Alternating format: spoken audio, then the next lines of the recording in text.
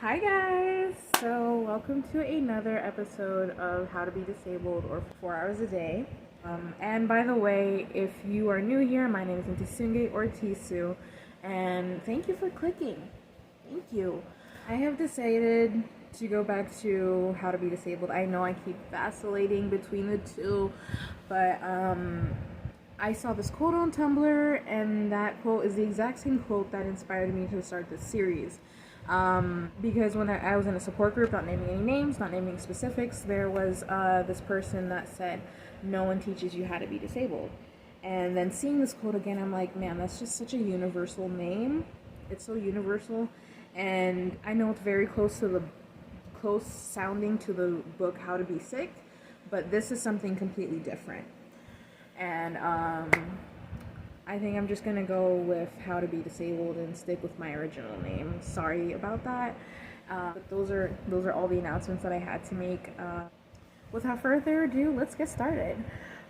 So this episode is going to be on socializing and dating. I just want to emphasize that a lot of the tips that I give you guys for dating can go with socializing. Some of them are like a little bit like more tailored to one or the other side, but most of them are very transferable, especially in this episode.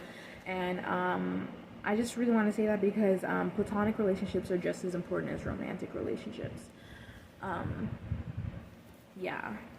Okay, so my first tip is to be very mindful of who you let into your circle, whether that be friends or partners for dating and everything like that. So I know this sounds like a very, very basic tip, just like, like, of course I know that, like, the fuck? But, hear me out, because, in society, disabled people are painted as burdens, and we are given these messages that if someone loves a disabled person, it's exceptional, that it should be on the news. Think of articles where you see an able-bodied person takes a disabled person to prom or dates them, marries them, or you see like just even articles of like an able-bodied person being friends with a disabled person. Like they literally make articles about this shit. And they don't do that between two able-bodied people. You don't see like, oh, these two able-bodied people decided to date each other. These two able-bodied people decided to be friends. You don't see that. And I think it's so important to be careful with who is in your circle, especially if it's like an intimate partner, because you don't want to date someone who loves you in despite of your disability. Like you don't want that. As much as society keeps pushing that message, loving someone in despite of the face of disability or whatever the fuck, like you don't want that, because you want someone who accepts you and everything that comes with you and understands that your disability is just a part of you. It's not all of you.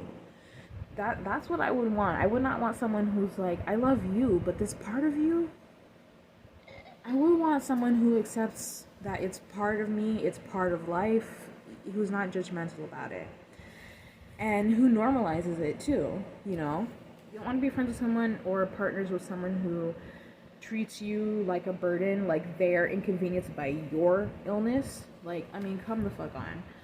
Like, you think that you're inconvenienced by my illness. How do you think it is for me? And you also don't want someone who acts like you're lucky to have their attention, or like they're a saint for being a part of your life. You don't want that. And you don't want someone who loves you in despite of it, because they don't love your ass. They don't love you. They don't accept you. Just being real, guys. It's very important to be selective of who you let into your friend circle and your romantic circle. And I just want to let you guys know that if you haven't experienced this, there are people out there that will be accepting of you and everything that comes with you. They'll be considerate of your needs and everything like that, supportive. There are people out there that are like that, and don't settle for less. Going to tip number 2, which is closely related, also very basic sounding, but I think it's very important. So positive reinforcement. I think that is a very important thing to have, whether you're in a platonic relationship or a romantic relationship. because people are quick to complain and slow to compliment. And if you tell people like when they've touched your heart or when they've made you feel good, and this can be for anything, it doesn't have to be disability related, although since this is a disability series, we're going to be talking about that. So something like, I appreciate when you slow down for me, or I appreciate when you take time to consider my needs, it makes me feel special, or it makes me happy when you invite me out to things, or just different stuff like that. Important to give positive reinforcement because the other person might not always know like what makes you feel good. You know what I mean? And I think that's an unfair expectation on romantic relationships, to expect the person to just read your mind, to just know exactly what you want and everything like that. You gotta voice it. You gotta tell people like, hey, that really makes me feel good when you do that. And just encourage that behavior because that'll make you closer, platonic or romantic.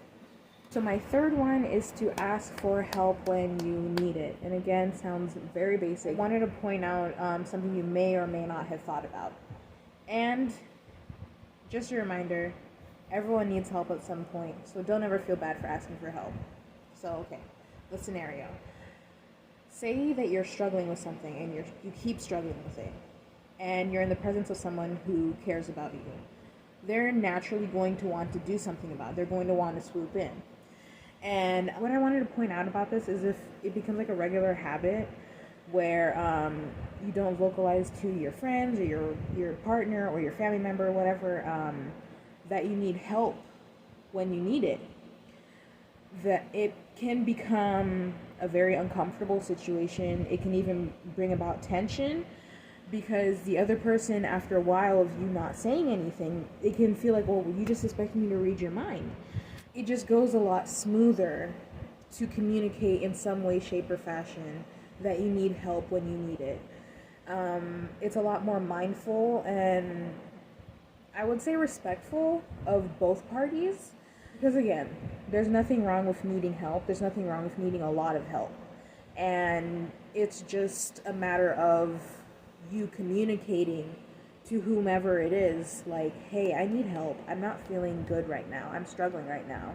I need help. It's mindful of both people because you don't want to create tension where there doesn't need to be.